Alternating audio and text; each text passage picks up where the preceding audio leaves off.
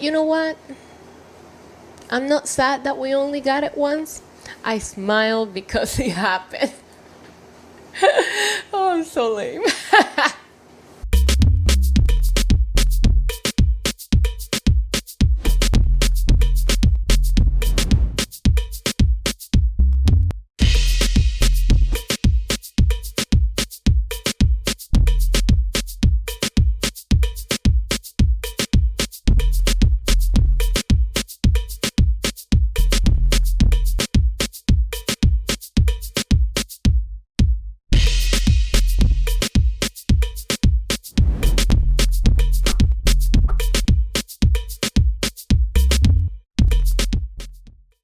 Hi there, my little demons and divas and demonites, bienvenidos, welcome back to my channel.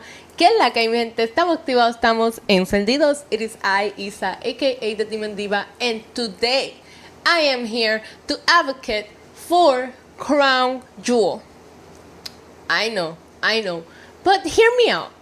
At WWE Bad Blood, Papa H came out with the big announcement that Crown Jewel this year and possibly moving forward will be seeing the top champions on each brand go face to face to see who's the better one. I promise you, there will be a definitive winner, and that winner will be crowned 2024's Crown Jewel Champion. Well, I don't know if we needed that ugly belt or big announcement. I might be in the minority here, and I gotta tell you something. I was thrilled until I remember who the current champ is. Just kidding. But I have some fun memories of the Raw versus SmackDown era of Survivor Series, which gave us so many dream matches that we would have not gotten otherwise. And also, it was the reason why that reign of terror ended. Thank you, Brock. While it wasn't perfect by any means, especially when superstars were pledging their love for a brand they literally just got drafted into a week ago, or when a brand winning meant absolutely nothing and they were literally just doing it for the love of said brand because there was no stipulations, there was nothing. You know, like there was this one year where they made a big deal out of like Raw sweeping SmackDown, or like when NXT won, but they didn't win anything outside of bragging rights, and nobody talks about it to this day. It did really bring us some incredible moments. So stupid soccer mom's hair! You just made the list! And incredible matches. Well, Crown Jewel will be doing this only for the top men's and women's champion, in this case Nia versus Liv and Gunther versus he who shall not be named. I wish they would go all in with every champion. I wish they would make it a true champion versus champion show. Let's get Jey Uso versus LA Knight in there. Let's get Judgment Day versus Bloodline in there. No, I get it. That is not what we're getting. But it doesn't mean that I can't go back in time and bring you a list of my favorite champion versus champion matches from the Raw versus SmackDown era of Survivor Series, which are the 2017 to 2021 years before War Games was introduced. Just maybe something for you to check out and see that this could be a good thing. So here are my top 10 matches from the champions versus champion era. Don't forget to subscribe. Here we go. Number 10. The Usos versus Sheamus and Cesaro, aka The Bar Survivor Series 2017. The Usos are the GOAT tag team in my book, but it's hard to explain just how hot and how good Sheamus and Cesaro were during that time. It was a best out of 7 thing that led us to the last just coming together, but also never forget that Sheamus blew a 3-0 lead. Oh man, do not bring the 2004 Yankees into the comment section, you will be blocked. With this happening on a time where there was no such thing as the wild card or total dismissal of the brand rules, this was going to be the only way that we were going to see these 4 amazing performers go at it in the ring. And of course, this match did not disappoint. Number 9 is Roderick Strong versus AJ Styles versus Shinsuke Nakamura. This was at Survivor Series 2019. Here it is. You remember when the majority of the WWE superstars were stranded in Saudi Arabia on a flight? And they were not gonna make it in time for the show for SmackDown? Desperate times call for desperate measures. And they signed the bat signal down in Orlando and brought in NXT into the mix. This will be the only time that we will see NXT involved in the brand champion versus champion era of Survivor Series. You know what? I'm not sad that we only got it once. I smiled because it happened. Oh, I'm so lame. This entire show is a must-watch in my list, as we got to see so many future main eventers mix it up in the main roster for the first time in their careers. But this particular match had everyone hyped. Believe it or not, these men had the mid-card championship at the time. Must have been a stacked roster, huh? It was such a huge missed opportunity, advertising this match as the winner will be the real king of strong style. Get it? Because Rod is strong, AJ Styles, and Shinsuke Cousins.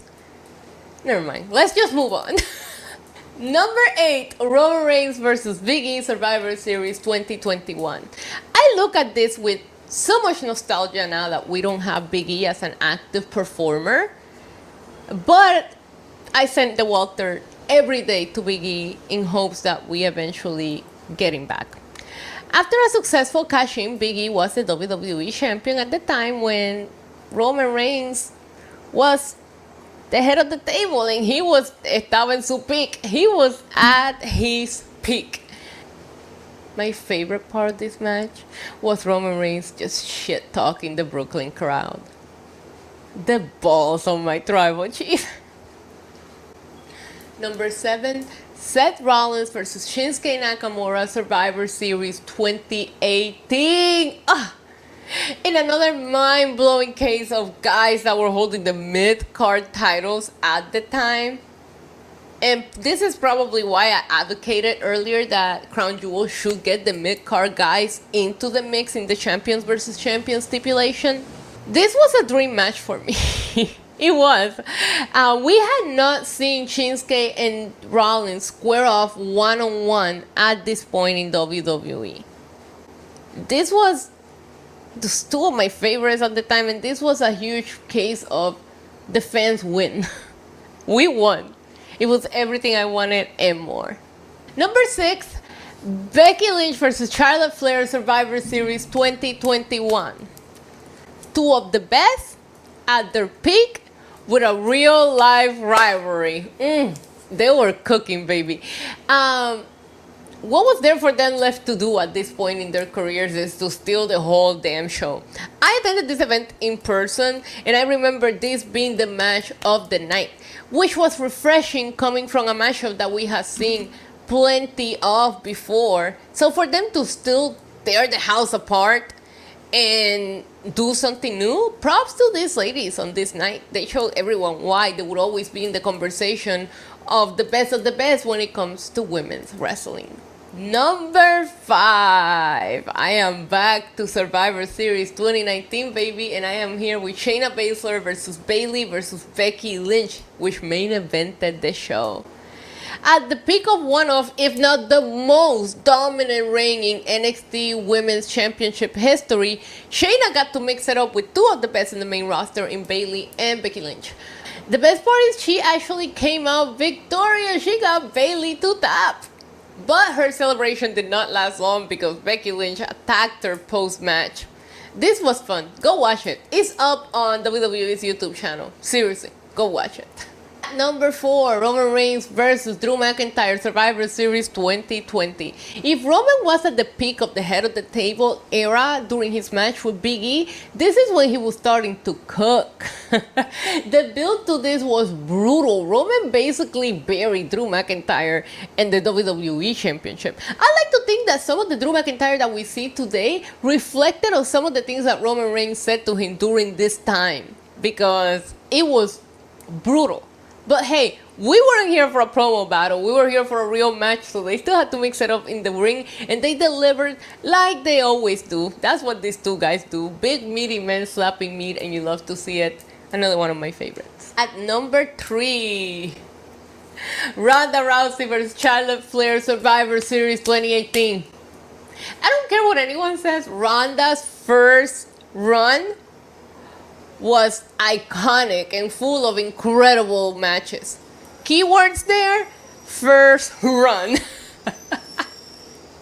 5 minutes into the match, Ronda is bleeding from Charlotte just smacking her head onto the turnbuckle. And for Ronda, at this point in time, Ronda was really being booked as that legitimate badass that could kick your ass in real life. So for us to see her all bloody was actually a shocking moment. But not only that, when she finally starts giving it to Charlotte, apparently she fucked around for too long and she was about to find out, because Charlotte Flair said fuck this match, pulled out a kendo stick and went crazy on Ronda Rousey. The ref calls the bell for a DQ, but that doesn't stop Charlotte. That she didn't care about that. Even the ref found out the hard way. Like, Charlotte attacked the refs, and the best part about this match is that after the kendo stick, after chair shots, after a concerto, I love saying that word too, it's so fun, Ronda tried to walk out on her own. And this is her hometown, okay? And the crowd's still against her. They were just booing her. This that kind of cinema you can only get from professional wrestling. Chef kiss. At number 2, Brock Lesnar versus Daniel Bryan, Survivor Series 2018. Do I need to say more? Like, I literally just said Brock freaking Lesnar versus the American Dragon. This is like goat on goat action. I know some people will have you believe that Brock is better against smaller guys.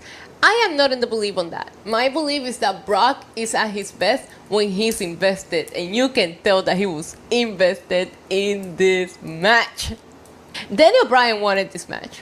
He even talked about it on an episode of Total Bellas, Total Divas, whatever the show was that he talked about it. He literally talked about how he was preparing, how he was going to change his moveset for Brock. So, you know, he was expecting this match. Shout out to Bryan. If we might have just seen the end of his career, like as of this weekend, it makes me really happy to know that this was one of his dream matches that he did get to wrestle, especially from somebody that had to retire at one point and we didn't know if we will see him again. The match was better than what you'd expect, and the expectations were high given the name value. I have nothing else to say. And at number 1, come on, don't act like you don't know what I'm gonna pick. It's Brock Lesnar versus AJ Styles, Survivor Series 2019. Come on, what else do you think I was gonna pick? Seriously. First of all, rumor has it that Brock refusing to work with Jinder Mahal caused a title change on a pre-tape show over in the UK. So if you're still watching the video up to this moment, leave it in the comments. Thank you, Brock. We had no idea how this was going to work due to their size differences and style differences, but I pray for this. And the big man made it happen. Brock countering the ankle lock by slamming AJ Styles' head onto the canvas until he let it go. Pain here. Styles deep in the Good. Has lived rent-free in my head ever since. A true classic. I could cry. That's how beautiful it was. Anyways, that is it for today. Do you have any champion versus champion matches on your favorite list? Let me know in the comments down below. Also, don't forget to subscribe and leave a like. Until next time, adios. Mwah.